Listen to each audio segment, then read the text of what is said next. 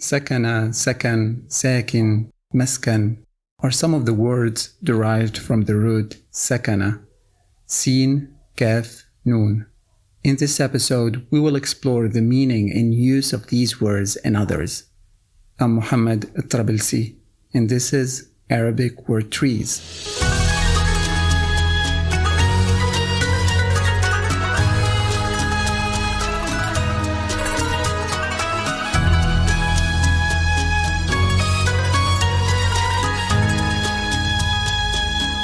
Let's begin with the verb sakana in the form fa'ala. One of the meanings of this verb is to inhabit or to live. So if I were to describe the city I live in, I would say, أسكن في مدينة كبيرة. I live in a big city. If I want to describe the place where I live, I would say, أسكن في بيت صغير. I live in a small house. In case I wanted to mention who I live with, I may say, أسكن مع زوجتي وبناتي. I live with my wife and my daughters. Now, if I was going to talk about a group of friends who decided to live together for a while, I can say, سكنوا معا لمدة شهر. They lived together for a month.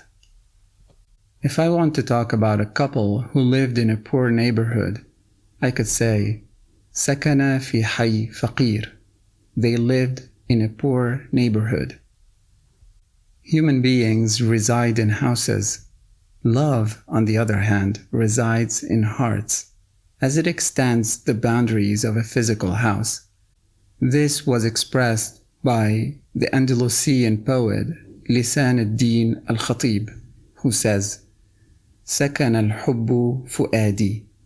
Love resided in my heart.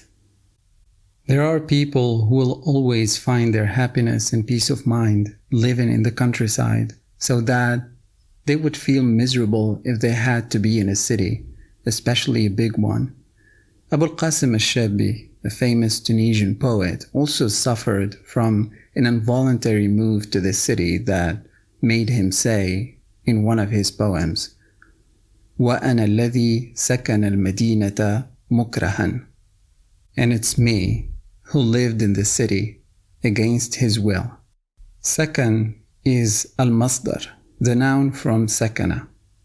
It refers to the action of living or residing.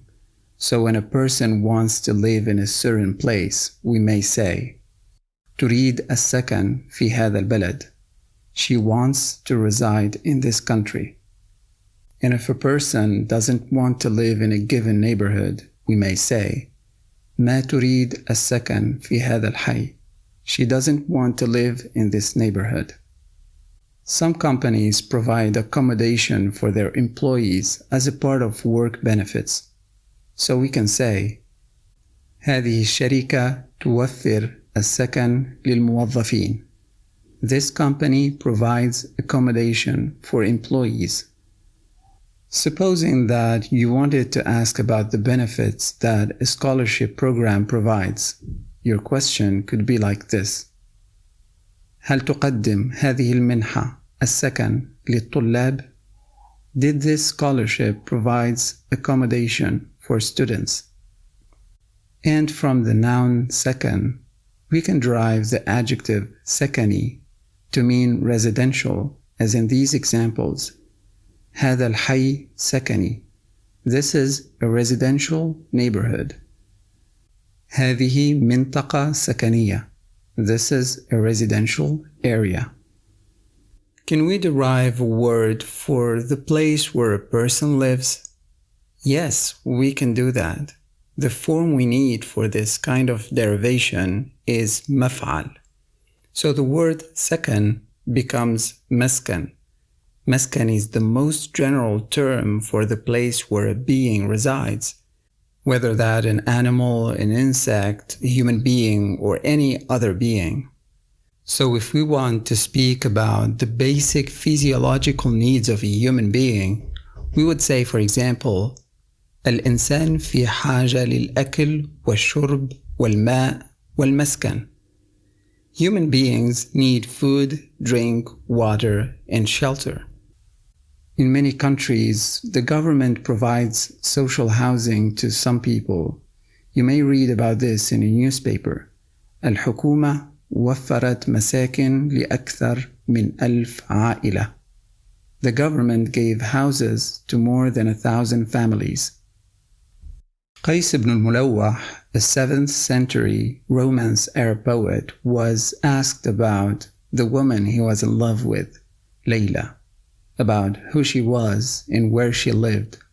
Instead of providing a straightforward answer, he chose to use a symbolic language that shows the beauty and uniqueness of Layla, his beloved. فقالوا أين مسكنها ومن هي فقلت الشمس مسكنها السماء فقالوا, so they said, أين مسكنها, where's her house, ومن هي, and who is she, فقلت, so I said, الشمس, the sun, meaning she's like the sun, مسكنها السماء, her home is in the sky. Sakin is an inhabitant. It's a noun in the form fa'il. So if we want to speak about the population of a given country, we would say في هذا البلد 20 مليون ساكن. In this country there are 20 million people. And if we want to describe the class of people living in a given neighborhood, we may say سكان هذا الحي من الطبقة المتوسطة. People in this neighborhood, or the inhabitants of this neighborhood, are from the middle class. Did you know that some people who lived in the Arab Peninsula did not have a permanent home, especially in ancient times? They're called Bedouins. This was expressed by Antara ibn Shaddad, the famous pre-Islamic Arab knight and poet, who was addressing the place where his beloved Abla used to live in a nostalgic way. يا دار أين ترحل السكان. O place of living, O home of Abla, where did the people who used to live here go? We can consider the earth to be our home, our mother. It's where we live, where our ancestors lived, and hopefully where future generations will live and prosper. Ali ibn Abi Talib, a prominent Islamic figure, a caliphate, and a poet, expressed this thought by saying in one of his poems, نحن بنو الأرض وسكانها منها خلقنا وإليها نعود. نحن بنو الأرض. We are the children of earth. وسكانها. And its inhabitants, the inhabitants of earth. منها خلقنا. From it we were created. We were formed. وإليها نعود. And to it we shall return. And with that, we come to the end of this episode, where we explored some words derived from the root sakana. And remember that a family word tree is not just a collection of words, but a linguistic heritage that connects people through hundreds of years. إلى اللقاء.